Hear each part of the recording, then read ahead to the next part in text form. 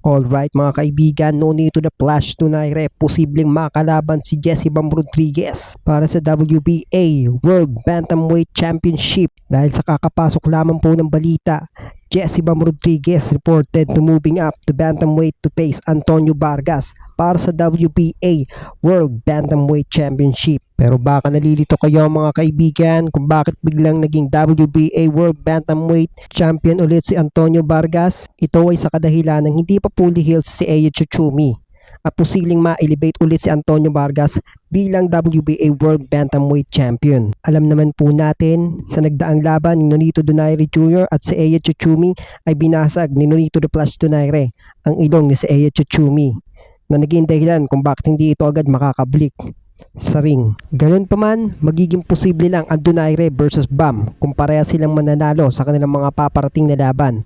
Kusahin ka sasabay, baka di mo kakayanin. Magdalawang isip ka muna bago mo ko tawagin na baka lang dibdib ko pare dito kalawangin. Saka baka lang bitbit ko sa'yo ko patatam